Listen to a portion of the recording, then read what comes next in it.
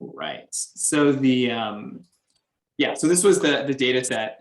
So it's using geospatial data, but using the grid layout of the world, which is a known file type. So this is population density. So this is where everyone is in the world, which I don't know. I just think it's a pretty cool data set. And the hardest part about this was really the data transformations, which we can get into, and I'm happy to elaborate on. But yeah, kind of. Mm-hmm. How What happens to Africa and some parts of the world? Yeah, I'm not sure. I have to figure that out. It is gorgeous looking though. I was going to ask how large the little like squares are. They're each a degree. So this is 360 by 180. Okay. Number of points. Yeah. So this is actually over 60,000 with these dots in the ocean. But anyways, it's cool. So anyways, this is from Ryan, who's not on yet, but figured I'd just quickly show that. But today's mostly going to focus on getting you guys further up to speed on telling a more dynamic story over time. So how to incrementally build a graph and show component parts of a whole. And so I'm just going to quickly show an example. And I can tell Jason, you want to say something. So why don't you? No, you misread me. I did. Okay.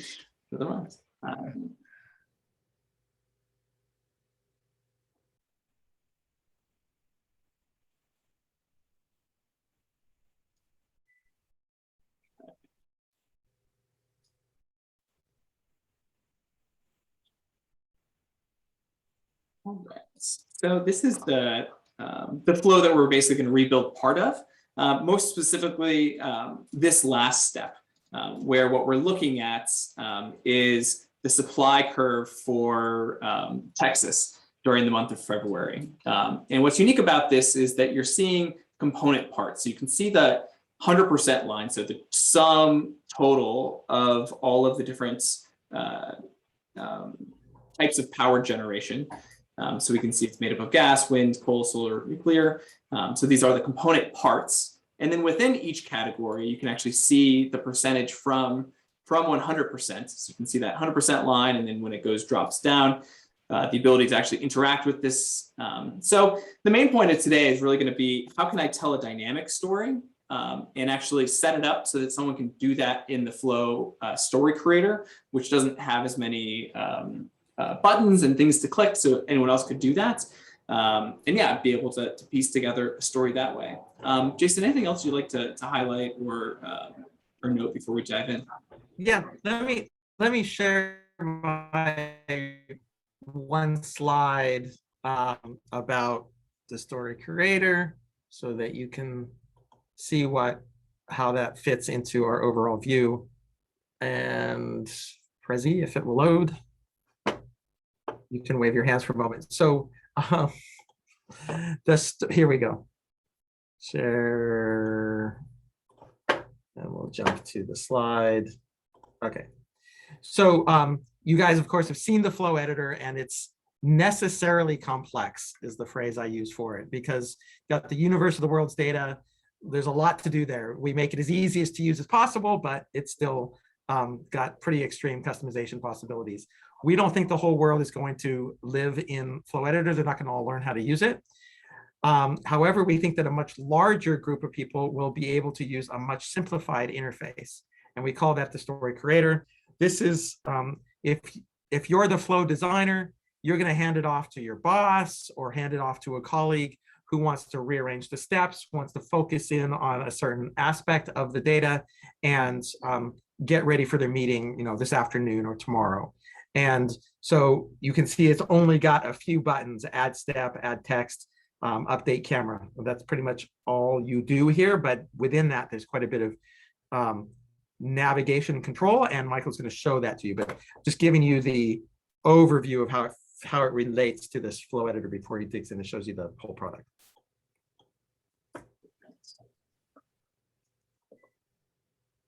Awesome. Any questions about that or anything else, and then we'll start to dive in. Okay, cool.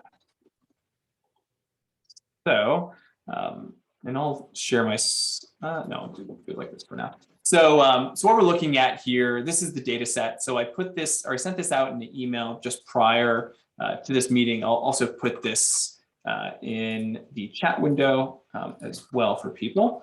And there we go. So what we're looking at is from the February 10th through the 20th, every 15 minutes, every hour, I apologize. So every hour between those two time periods, and we're looking at the different fuel types. So we have the total here, which is the sum total of the different component parts: natural gas, wind, coal, solar, nuclear. And so this is the overall capacity, which never changes. This is the amount of outages that are in each category. So then this is the adjusted capacity, which is the capacity minus, or in this case, plus the outage to get the adjusted capacity. Now we do define colors specifically here to tie to the fuel types where people, but you can do that within the editor as well.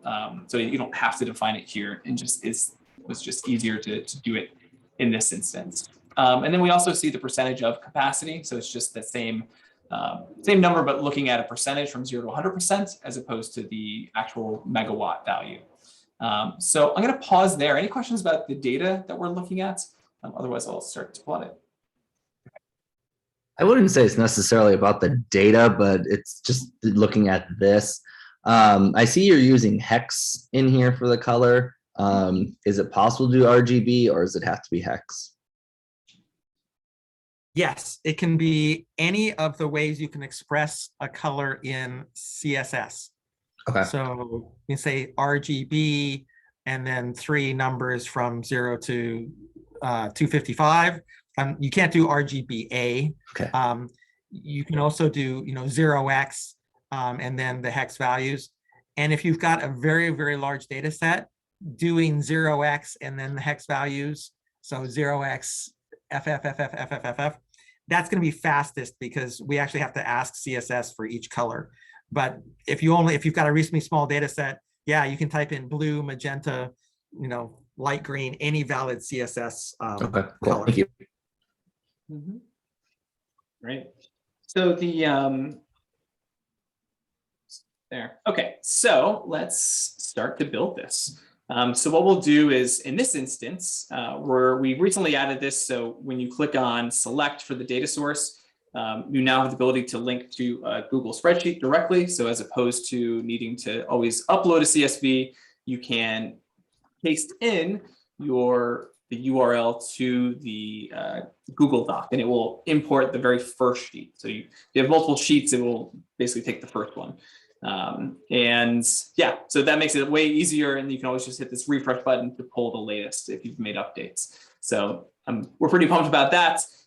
If it's private data, you have to log in to Google in order to access it and things like that. Okay, so we've imported the data. Let's actually start to structure it now. So we'll start with a scatter plot where we're going to put the date time on the width axis, and on the height axis, we're going to put the adjusted capacity. So adjusted capacity being the total capacity after the outages.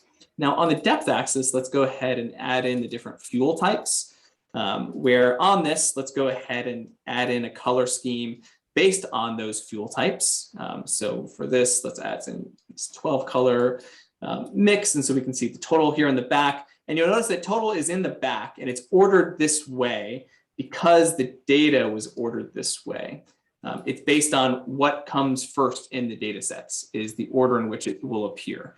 So that will be changing as we add more sort functionality into the editor, but that's something to be aware of. If you want things to show up in a different order, it's this part that matters the most.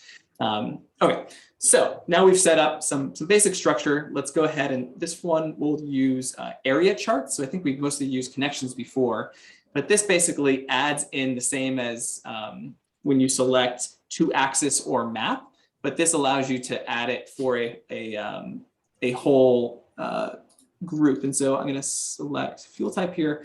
And so now we can see these area charts sort of fill in underneath the graph. Now, let's add in some interactivity layers here so that we can start to basically get this set up for someone else to build from it. So for this, let's go ahead and add in some interactions. So when you do on select, if we do some overlay text, let's go ahead and pull back the date and time. Let's say what fuel type and the capacity and the adjusted capacity and percentage. So percentage here, I'm just going to add percentage sign at the back and round these numbers in thousands. And I'm just going to stop there. Obviously, there's more we could do there, but I think that's good for now. So now when you select a dot, you're going to pull up this additional information. Now, if we define some on rollover text as well, this should pull back that information as well. So let's just say fuel type in that case. So not quite pull back yet, but I think we have a fix going in for that later today. Then let's add highlight enabled. So if we add highlight, we're going to highlight based on the fuel type. And so this way, when you select a dot, it will highlight that category.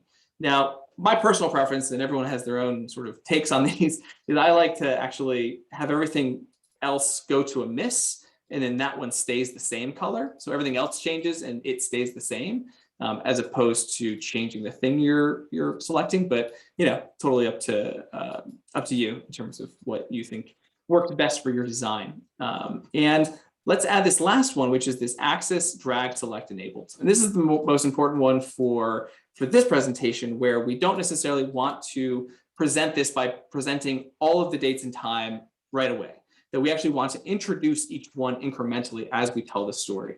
And so for this, I'm going to set it so that on the width axis, we have the ability to isolate it. I'm just going to do one quick design thing, which is on the axis options. The width axis, this is something Sierra and Bill have been piloting, is moving that to the front. And it sort of makes this nice setup where you see the 3D-ness and you're able to see the date time a little more clearly. So I thought that was an interesting way to do it.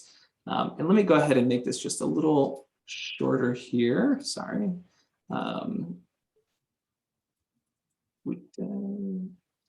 Good work. Anyways, so we'll leave it like that for now. But what you're going to do here is that if I hit the Alt key and then start to highlight over, I can essentially highlight exactly what I want to filter. And so this allows you to very dynamically basically select exactly the part of the timeline you want to show. And in this case, we're going to basically build it very incrementally as we just keep adding to it. Now, the other thing to note is that there is this button called zoom, so that if I click zoom, now when I zoom into this, or when I select this area, it's actually going to fill in the rest of the width axis. So it will take up that space, as opposed to when I zoom in and it just blocks it off. So different styles. So now we've set this. The last thing to do is, if I go into settings, I'm going to enable Story Creator, which essentially allows someone to start to do some more things with this presentation that we created. And so one thing perhaps to just quickly add, oh no, that's good for now. Anything else I should add, Jason, before jumping over to Story Creator? Or actually, do you want to do Story Creator and I'll pass it off to you? Sure, I could do that. I'd like to add a label to. Sure. So to add labels, we're going to add this new label. So new labels are essentially labels. Add a song. So it broke up there a little bit, but let me, so I'm going to add some labels in here. So labels will attach themselves to the swarm, and you essentially, each dot you have the ability to add a label to. For this, let's go ahead and just say like fuel type as an example. And you'll notice that it's just selecting random 200 and you see just these random labels everywhere. So instead, I think what we probably want to do is it's the first item within each category of fuel type. So now we can see the label here on the very first entry. By default, it's going to default to 0.2 in terms of the size, which is pretty good. And then for me, I'm just going to put this over to the right, so it's not quite on top of it. Actually, no, let's leave it centered. That was good. And we'll just move it up just a hair. Great. So now we can see these labels, which I think makes it a little more clear because the colors match, and so it's a little easier to line these up.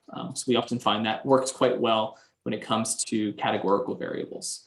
Yeah, so that's about it. Anything else, Jason, before I pass it off to you as the manager to then tell the story?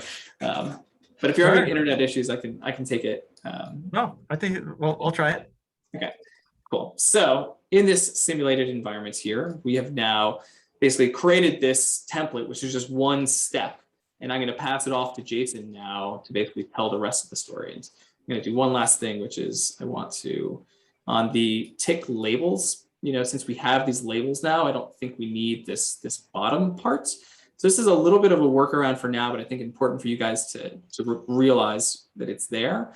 And that is for this depth font size. What we can do is just set this to something really small, and that essentially gets rid of them. So we don't quite have a button to turn them on or off yet, but that's the way we will go about basically eliminating them from the scene. Cool. So with that, I'm going to save it here, and then I'm going to share this with Jason. So let me enable public link and share privately with Jason. We'll have all right. So now that's shared with you, Jason, and I will pass it off to you. Great. Now I'll get an email, and let me pull that up and put my screen behind me. So I got an email saying, hey, he shared this with you. Great. So I click on it, pull it in, and leave that.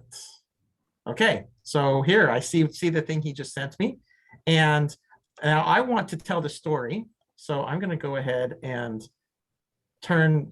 edit this. I can either edit his original or edit a copy in the story creator. So I'm going to go ahead and edit a copy so I don't mess with his first view.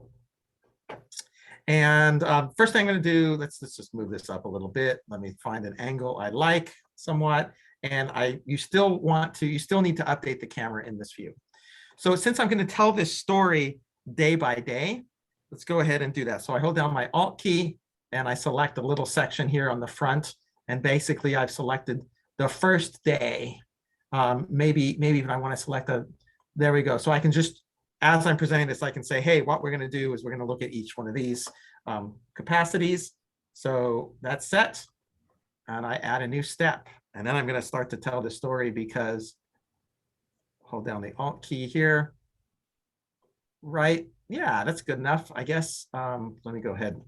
I guess I'll select that. So I want to make a little indication that what's happening with the wind. So let's add a text and I'll say wind minus 40%.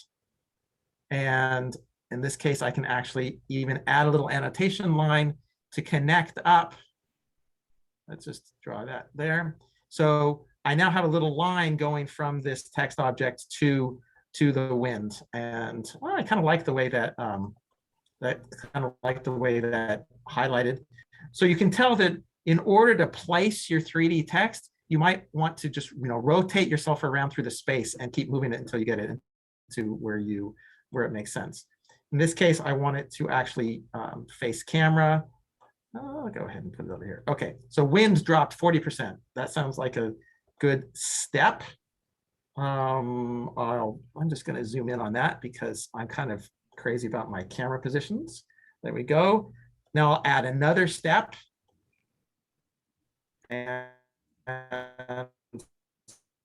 go ahead and give us a little bit more. You guys are getting your step. So let me drop maybe a little bit farther on, maybe even farther on. Okay, now we've got the big drop showing up, and I could add another text, but you guys get the point. Let's update the camera, add another step, click to show the whole thing, update the camera. So there, I've just created at least a four-step flow to tell the story the way I wanted to tell it. And if I, of course, exit Story Creator and share it, maybe I want to turn it into a public link and I want to share it on Twitter or send it to somebody via email. That's how I can get it to the rest of the world. I will stop there. Questions? Yes, I was following along, but I do not know how to navigate to Story Creator from the edit menu. So in order to enable Story Creator, you'll need to, let's go back into, you need to enable Story Creator for this flow. By default, we're not turning it on for everyone. So get to your three dots up here, settings, and you have to click enable Story Creator. Okay, that's done. Now, how do I navigate to Story Creator? Oh, just open the flow, open button. And once you're there, then on the upper right-hand side, you'll see 4 icons. And one of them is Great as My Story. Gotcha. And then you can decide whether you want to change it or not. Because Michael gave me edit privileges when he shared it, I can actually edit his flow. He could have only given me view privileges, in which case I would only be able to edit a copy. Okay. Thank you. Super. Okay, so back to you, Michael. Thanks, Jason. So yeah, let's go ahead and we'll jump into our breakout rooms and do a little bit more smaller coaching here. One other question came in through the chat from Deborah. What's the difference between doing a story creator and duplicating each swarm? So the story creator is it's similar to duplicating each flow. So it's creating a copy of the flow, but it allows you to create a series of steps without any like understanding of the data itself or like needing to edit anything with text or anything like that. It's just this an easier form of basically creating a narrative is the intent. And yeah, Jason. Let me just describe that in a slightly different way. So both a story creator and a flow editor flow is a flow. So in Story Creator, I created these 4 steps. I can then open this up in the flow editor and continue to edit it, right? It's still just a flow, and there's just 2 different user interfaces to edit that single flow. Now, duplicating each swarm, right here, we only have 1 swarm that goes through a series of steps. If you actually duplicate the swarm, you're then creating another copy of this. And just to make that clear, if I go ahead and start to move it out here, you can see that second copy. And there are times when you want to have more than 1 swarm in a view, but in this particular example, we've only got the 1 going on. Yeah, actually, there is a good one to add. If you just put that back at the origin and change the height to overall capacity, so capacity instead of adjusted capacity for the height column. Overall capacity. Height column change from adjusted capacity to capacity. Capacity. Oh, great. So we get that line across. Yeah, so that's how we can see the 100% basically. Cool. See it up there on the top too. Yeah. Good idea. Cool. All right, so let me go ahead and make our breakout rooms here. And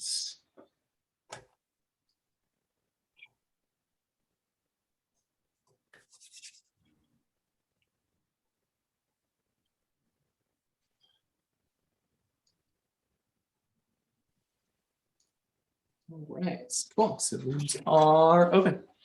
If you need help finding a room, just let me know. Stay up a little bit.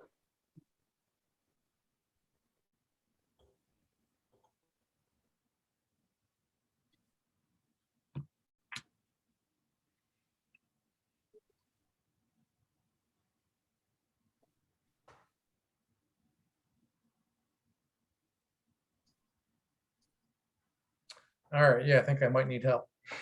Okay, cool.